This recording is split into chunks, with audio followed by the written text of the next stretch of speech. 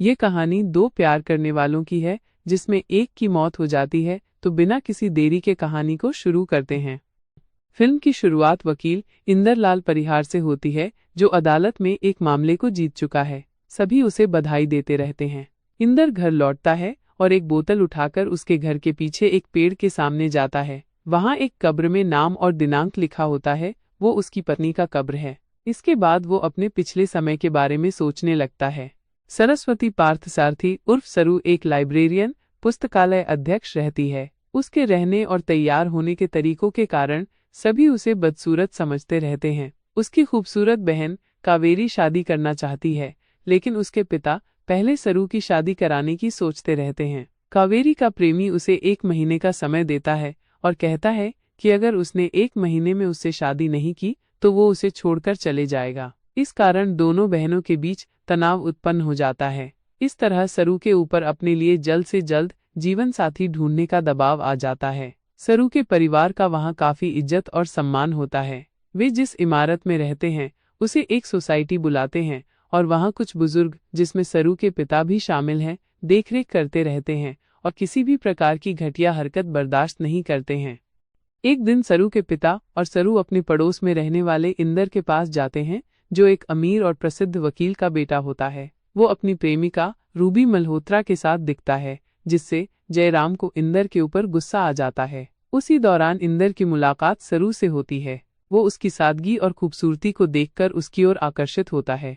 वहीं सरू के मन में अभिमन्यु शास्त्री ही छाया रहता है, जो अमीर और खूबसूरत है। जब अभिमन्यु को पता चलता है कि सरू उसके ऊपर लट्टू है, तो वो इसका फायदा उठाने की कोशिश करता है और उससे अजीब अजीब तरह के काम कराते रहता है। इंदर कई बार पुस्तकालय आता है और सरू से जेल में बंद रहे एक इंसान के पढ़ने लायक किताब के बारे में पूछता है।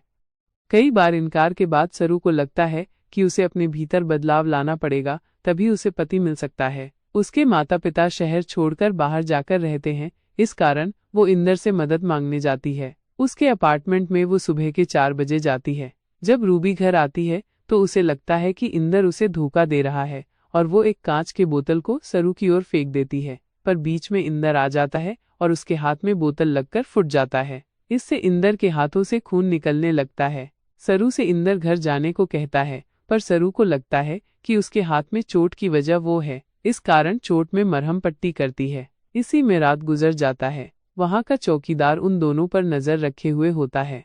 अगले दिन जब सरू के माता पिता यात्रा से थोड़ा पहले ही घर आते हैं, तो वहाँ लोग उन्हें बताते हैं कि सरू ने इंदर के साथ रात गुजारी थी। पहले तो जयराम को विश्वास ही नहीं होता है कि उसकी बेटी ऐसा कुछ कर सकती है, लेकिन जब वो अपनी बेटी को इंदर के साथ असहज स्थिति में देखता है तो उसे उन लोगों की बात पर यकीन हो जाता है। सरू उन्हें समझाने की कोशिश करती है, लेकिन उसके पिता उसकी एक भी नहीं सुनते हैं और बोल देते हैं कि अब वो उनके लिए मर चुकी है। वो उसका जीते जी अंतिम संस्कार भी कर देते हैं। सरू अपनी माँ को सारी बात बताती है और उसकी माँ विश्वास भी कर लेती है, लेकिन वो अपने पति से नहीं कह पाती है। सरू को लगता है कि वो अगर किसी अच्छे लड़के से शादी कर लेगी तो उसके पिता उसे वापस स्वीकार कर लेंगे। इंदर उसके लिए अपार्टमेंट में जगह की तलाश करने में मदद करता है और साथ ही उसके पहनावे आदि बदलने में भी वो उसकी मदद करता है। इसी बीच इंदर को उससे प्यार भी हो जाता है, पर जब अभिमन्यु सरू से शादी के लिए पूछता है तो इंदर अपने दिल की बात दिल में ही छुपा लेता है। अभिमन्यु उसे शादी के दिन ही छोड़ देता है, क्योंकि उसके पिता को ऐसी बहू नहीं चाहिए होती है जिसके पिता ही उसे स्वीकार नहीं कर रहे हों। सरू का दिल टूट जाता है। उसे लगने लगता है कि उसके पिता के अस्वीकार करने के बाद अब उसकी शादी नहीं हो सकती है। वो अपने हनीमून स्वीट तक आती है और इंदर से कहती है कि वो उसे सांत्वना देने के लिए प्यार करे। पहले तो इंदर इनकार कर देता है, पर बाद में मान जाता है। अगली सुबह वो सरू को वहां नहीं पाता। वो खिड़की से बाहर सरू के साथ अभिमन्यु को देखता है।